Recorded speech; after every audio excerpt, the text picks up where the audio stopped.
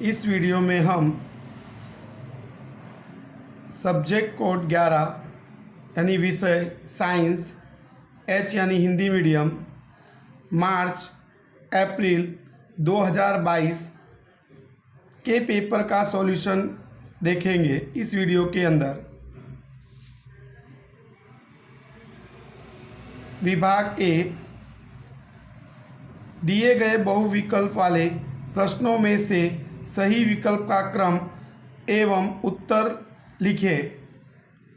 पहला प्रश्न है, आलू चिप्स खाद्य सामग्री बनाने चिप्स की थैली में कौन सी प्रतिऑक्सीकारक गैस का उपयोग करते हैं। तो यहाँ पर देखिए, आलू की चिप्स को थैली में भरते समय हम प्रतिऑक्सीकारक गैस के रूप में नाइट्रोजन का उपयोग करते हैं, इसलिए डी आएगा नाइट्रोजन।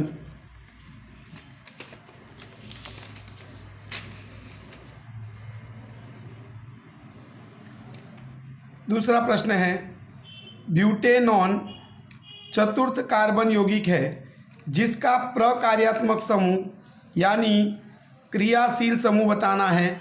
इंग्लिश में बोले तो फंक्शनल ग्रुप।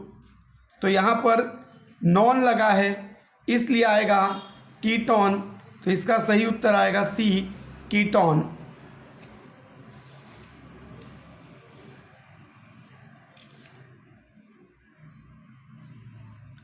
तीसरा प्रश्न है, दिए गए समीकरण के लिए सत्य विकल्प चुनें। तो यहाँ पर एक समीकरण दिया है 6CO2 + 12H2O क्लोरोफिल सूर्य का प्रकाश, यहाँ पर ब्लैंक दिया है यानी खाली जगह दी है, प्लस 6O2 + 6H2O। तो ये प्रकाश संश्लेषण की प्रक्रिया है, इसलिए इस खाली जगह में आएगा C6H12O6। तो इसका सही उत्तर आएगा ग्लूकोज। तो यहाँ पर बी आएगा C6H12O6। चौथा प्रश्न है, सौर सेलों को परस्पर संयोजित करके सौर पैनल बनाने में किस धातु का प्रयोग किया जाता है। तो सोलर पैनल बनाने के लिए चांदी का उपयोग किया जाता है, इसलिए ए आएगा चांदी।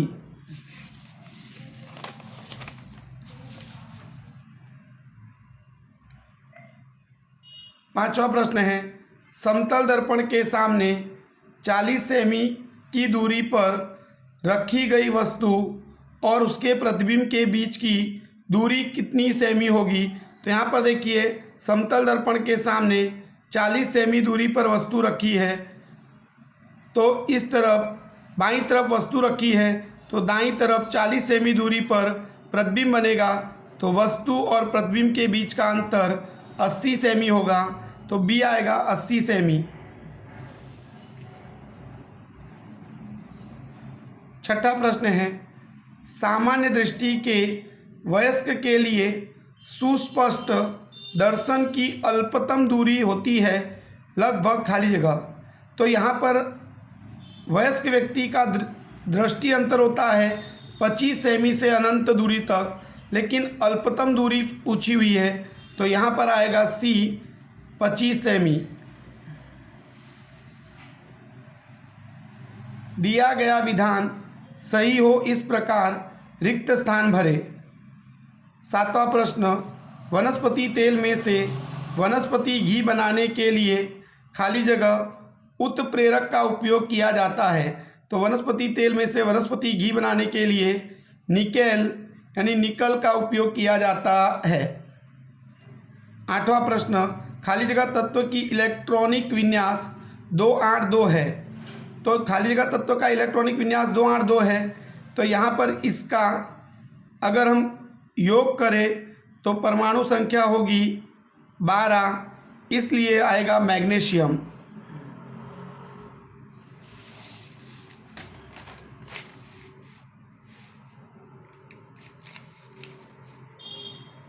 नौवां प्रश्न, नीचे दी गई आकृति में समतुल्य प्रतिरोध खाली जगह है। यह आकृति दी गई है जिसमें दो प्रतिरोधक को जोड़ा गया है, R1 और R2 को एक लाइन में जोड़ा, इसलिए श्रेणी क्रम संयोजन है। समतुल्य प्रतिरोध यानी कि कुल प्रतिरोध R का मान ज्ञात करना है। श्रेणी में जोड़ा इसलिए R1 प्लस R2, तो यहाँ पर R1 2 है ओम और R2 भी 2 ओम है, इसलिए क्या आ जाएगा 4 ओम। तो यहाँ पर आएगा 4 ओम। 10वां प्रश्न, मनुष्य की कायिक कोशिका में गुणसूत्र की खाली जगह जोड़ियां होती है। अब कायिक यानी देहिक, तो देहिक कोशिका में गुणसूत्रों की संख्या 22 जोड़ी होती है। तो यहाँ पर आएगा 22 जोड़ी, क्योंकि एक लिंगी गुणसूत्र होता है इसलिए यहाँ पर आएगा 22 जोड़ी।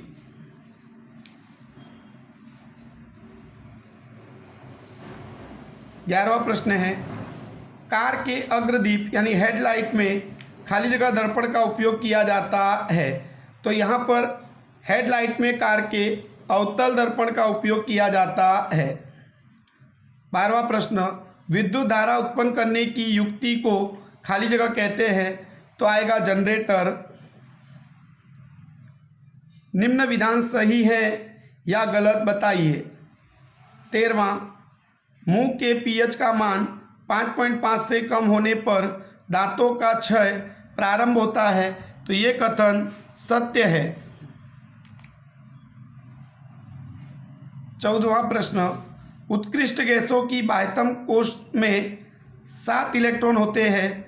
तो ये कथन असत्य है, कारण कि उनकी बाह्यतम कक्षा में 8 इलेक्ट्रॉन होते हैं और हीलियम में 2 होते हैं। तो 7 इलेक्ट्रॉन नहीं होते, कितने होते हैं 8 या 2। तो ये कथन कैसा है, असत्य।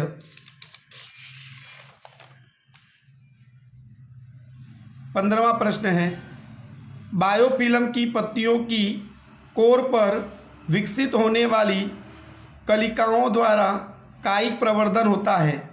तो ये कथन सत्य है, इसलिए यहाँ पर आएगा सत्य।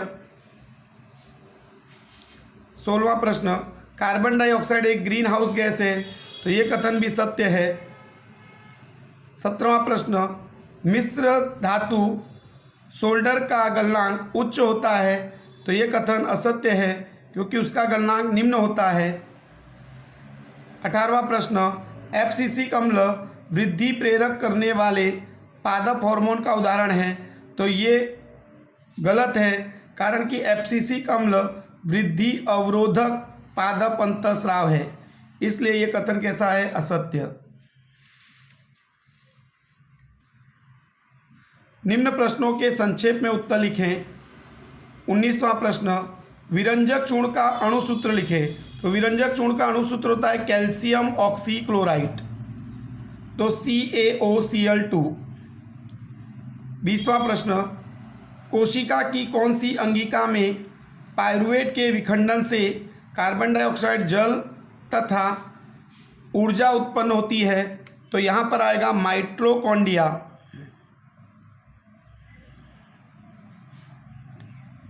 अथवा इसको कणाप सूत्र भी कहते हैं, तो कणाप सूत्र आएगा या माइटोकॉन्ड्रिया। 21वां प्रश्न, मैं विद्युत धारा का मापन करता हूँ, मैं कौन सा अवयव यानी उपकरण हूँ। तो विद्युत धारा मापने के लिए एमीटर का उपयोग किया जाता है। 22वां प्रश्न है, एसी एवं डीसी धारा का पूरा नाम दीजिए। एसी धारा को अल्टरनेटिंग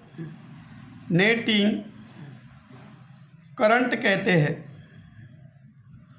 यानी हिंदी में प्रत्यावर्ती धारा कहते हैं। डीसी धारा को डायरेक्ट करंट कहते हैं,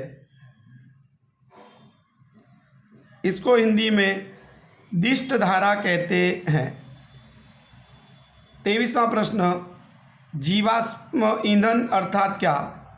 तो मृत प्राणियों के और वनस्पतियों के अवशेष में से बनने वाले ईंधन को जीवाश्म ईंधन कहते हैं।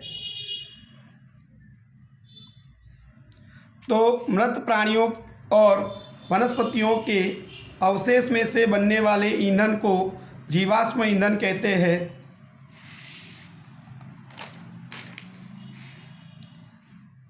24वां प्रश्न, सही रूप में जोड़े। तो सही रूप में जोड़ा है, यहाँ पर अलैंगिक जनन की पद्धतियाँ दी है और यहाँ पर उदाहरण, तो खंडन में आएगा स्पायरोगायरा, पुनर्जनन में आएगा प्लेनेरिया।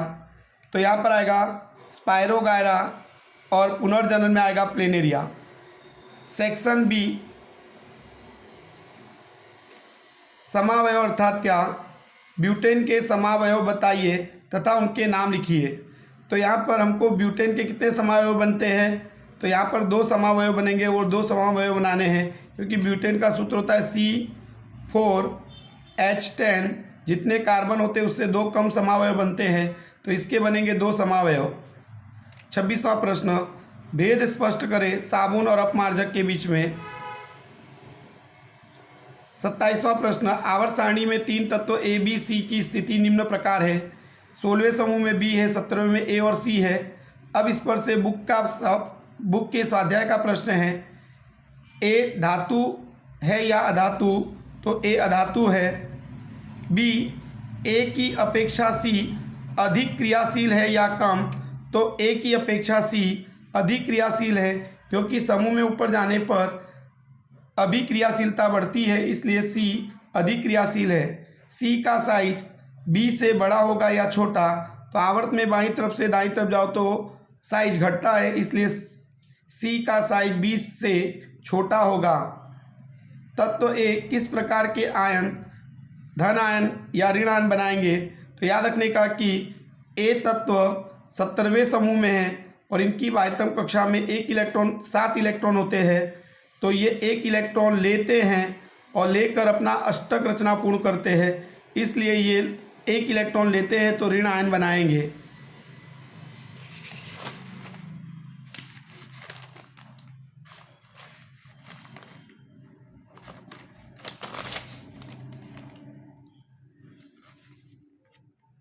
अट्ठाईसवां, तंत्रिका कोशिका का नाम निर्देशित चित्र बनाइए। तो इसमें नाम निर्देशित चित्र बनाना ऐसे,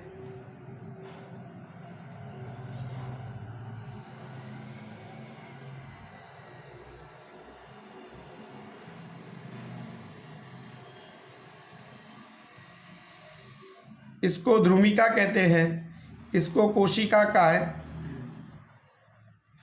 और ये हो जाएगा तंत्रिकाक्ष, और इसके चारों तरफ माइलिन का आवरण। तो ऐसी आपको आकृति बनानी है। 29वां प्रश्न, पादप में प्रकाश अनुवर्तन एवं भू आवर्तन संक्षेप में समझाइए।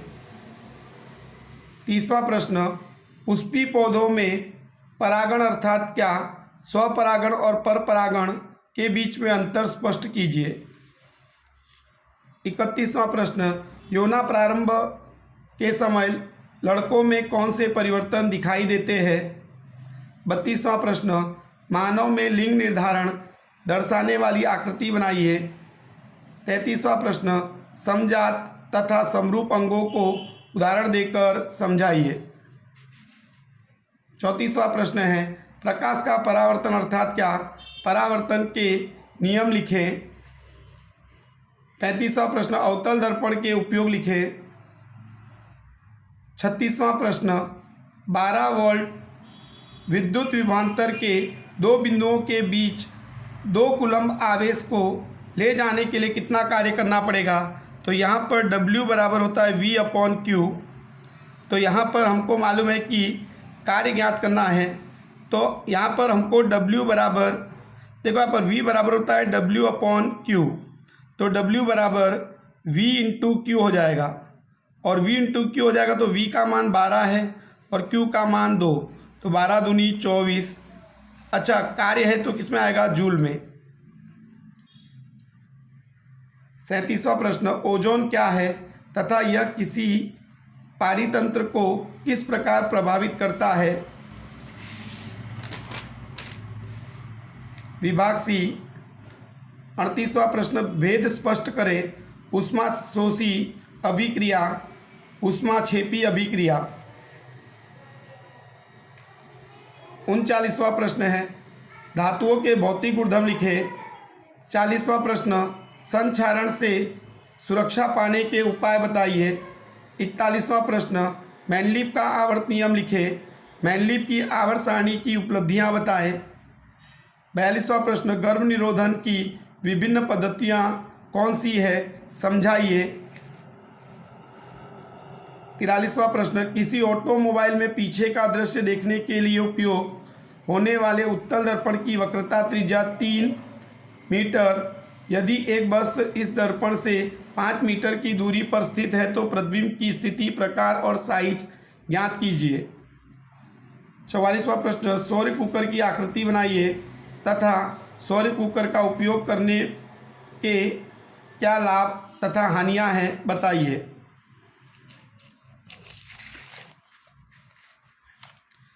इस 45वां प्रश्न निम्नलिखित पदों को समझाइए। पहला पारितंत्र, दूसरा आहार श्रृंखला, तीसरा जैविक आवर्धन। 46वां प्रश्न पर्यावरण को बचाने के 3 आर कम करना, रिड्यूस, पुनःचक्रण, रिसाइकल, पुनः उपयोग, रीयूज को समझाइए। निम्न दिए गए प्रश्न 47 से 54, 90 से 120 शब्दों में उत्तर लिखना है। 4 अंक के हैं। 47वां प्रश्न प्लास्टर ऑफ पेरिस किस प्रकार बनाया जाता है। प्लास्टर ऑफ पेरिस की जल के साथ अभिक्रिया के लिए समीकरण लिखिए। प्लास्टर ऑफ पेरिस के उपयोग तो जिप्सम को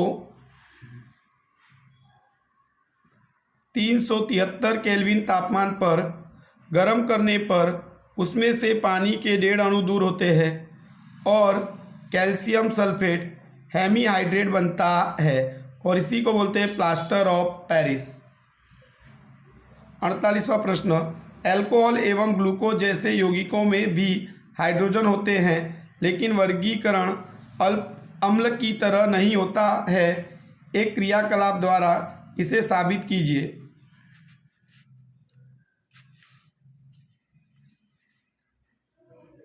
49वां प्रश्न मनुष्य का पाचन तंत्र की आकृति नाम निर्देशित आकृति बनाइए। भोजन के पाचन में लार तथा तनु हाइड्रोक्लोरिक अम्ल की भूमिका क्या है। 50वां प्रश्न अमीबा में पोषण पद्धति को आकृति बनाकर समझाइए। 51वां प्रश्न प्रकाश का विक्षेपण अर्थात क्या। प्रिज्म के द्वारा प्रकाश का विक्षेपण की घटना आकृति बनाकर समझाइए।